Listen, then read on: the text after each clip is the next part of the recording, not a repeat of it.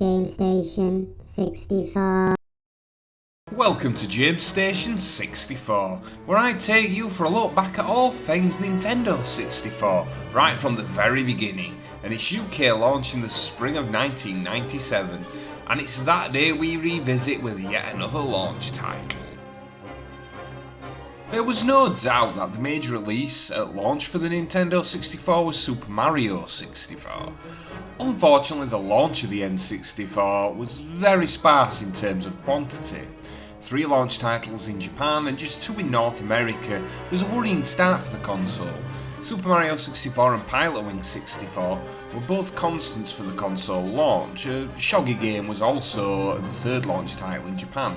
However, the UK Spring 1997 launch had a further title to draw from, and a big one at that. 1997 was set to be the release of the special editions of the Star Wars trilogy on VHS. This was part of a steady build-up towards the prequel trilogy set to be released in cinemas, with Star Wars Episode 1 The Phantom Menace in 1999. The preparation for the build-up started with LucasArts looking for ways to expand the universe even further. One of the decisions was to create a story which bridged the gap between The Empire Strikes Back and Return of the Jedi. Shadows of the Empire was the answer. Not only was this an N64 game, but it was a whole multimedia franchise covering toys, books, trading cards, comics, etc.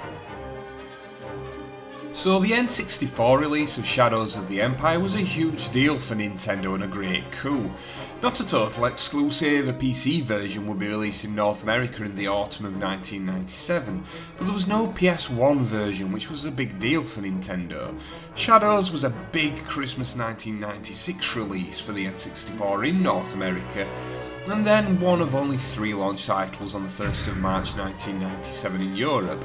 Despite being a big deal in terms of the Star Wars universe, it was overshadowed, no pun intended, by the release of Super Mario 64. But should it have been?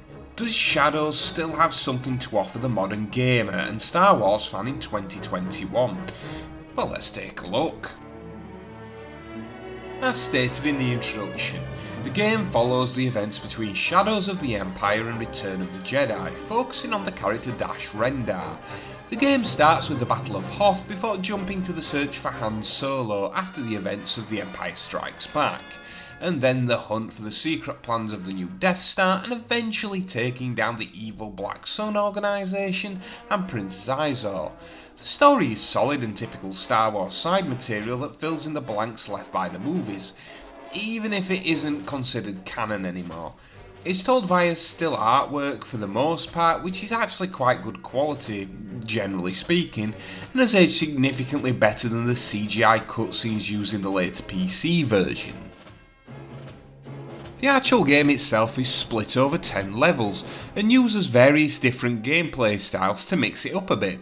6 of those levels are on-foot action shooters in a similar vein to Tomb Raider.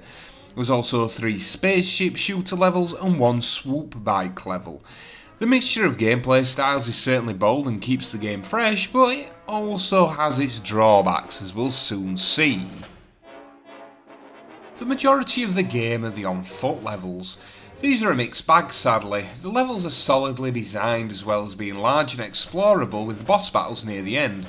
Graphically, the levels are detailed but are let down by significant amounts of fog, and are quite dark at some points, to the point where I had to up the brightness on my television. Also, the explosions are rather underwhelming as well. The controls are really where the game struggles though.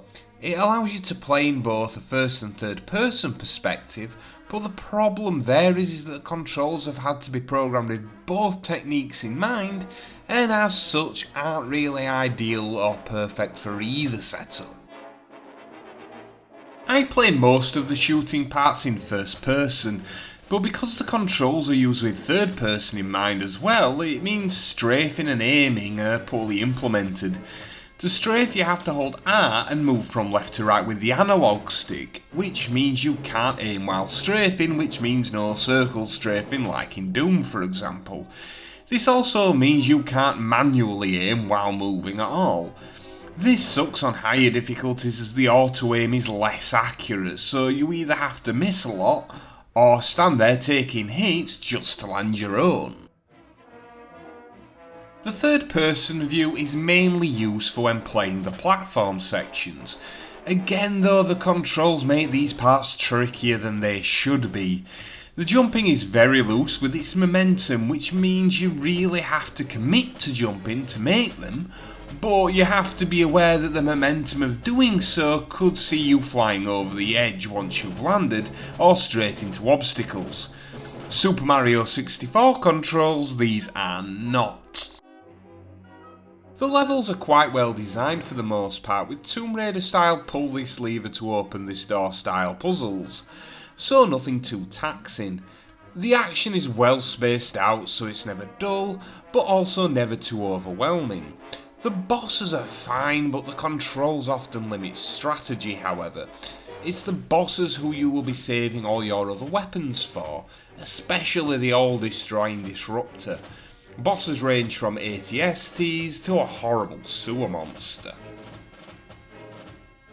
The bosses are where we see one of the game's other big problems pop up, and that's difficulty spikes. The difficulty isn't very even anyway, but there's parts of the game which are just plain unfair and not fun, even on easy. The battle with IG-88 was a source of much frustration early on for me, in particular due to the controls making shooting him without getting shot yourself a big problem. All the issues with IG-88 are turned up to 11 with the Gladiator droid at the end of level 9. Once you have an idea of what you're doing, its first form is a doddle, its second form is fairly straightforward, assuming you're cheesing it, but its third form is an absolute git, and most players will be guaranteed to die several times, so just spam disruptors. Again, the awkward controls really prevent these battles in tight areas from feeling fair, given you know you will have to take damage to give damage, as you can't move when aiming. Even if that isn't fun, at least the jetpack is quite enjoyable. It feels just like it should to fly through the air with it on. The only negative here is that trying to shoot enemies while using the jetpack just depends on what mood the auto aim is in. But other than that, the jetpack makes the action levels much more fun to play through. Level 1, 3 and 10 will see you enter a ship, a snow speeder in the Battle of Hoth, and your Millennium Falcon-esque Outrider for the third and final levels. Level 3 is basically a turret shooter in an asteroid field, where you blast TIE fighters. It's fine but not very special. The first and last levels though are the highlights of the game. The Battle of Hoth in particular is the most frequently chosen highlight when I hear people talk about this game. The controls are fluid and using the tow cables is very satisfying to take down AT-ATs. The final level, the Skyhook battle, sees you fly the Outrider and try and take down Prince Zyzor's giant space station. First you're taking out TIE fighters and then Star Vipers before disarming the Skyhook's turrets, before you then go on to take down the space stations in a core in a truly Star Wars moment, a fantastic finish to the game. This leaves us with level 6 and, oh god, I'm happy it's very short. This is the swoop bike level through Mos Eisley and Beggar's Canyon as you try to stop Jabba the Hutt's goons from getting to Luke Skywalker. Unfortunately, the handling of the bikes is utterly atrocious. It's way too quick. The momentum just stops when you hit something. The levels are far too tight and twisty for the handling of the bikes. You're basically going to spend the whole thing smashing into walls as you attempt to ram the goons off of their bikes. And don't even think about trying to collect all the challenge points unless you are a complete masochist.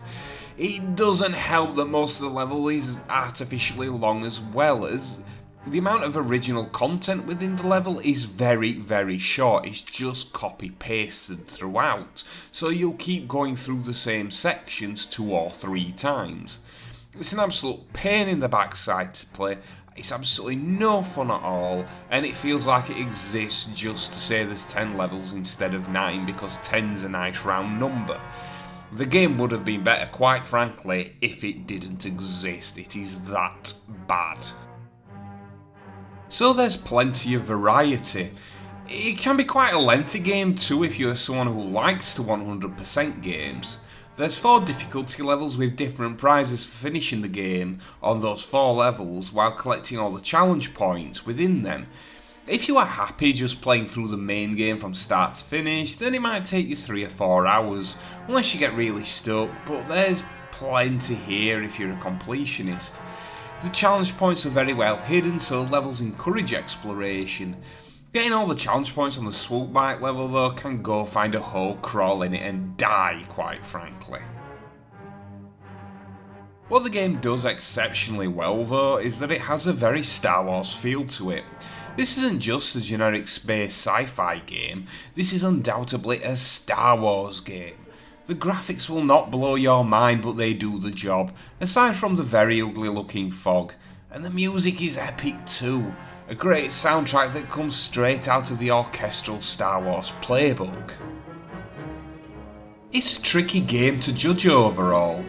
There are some extremely bad bits here, but there are plenty of good as well. Even a couple of genuine moments of excellence. Very few games I have played seem to cover such a huge area on the quality scale. With so much bad and so much good, I suppose the game's average is average then. Yeah, maybe slightly above. As a Star Wars fan, I couldn't help but feel brought into the universe though, despite the game's inadequacies. So 2.5 out of 5 I shall give it then. Not a must buy, but you will get some enjoyment here. And that is it for episode 2 of JameStation64. We'll be finishing off the UK launch lineup of the N64 next time around with Pilot Wings, so I hope you can join me then for a tour of the islands. Thank you for watching and see you then.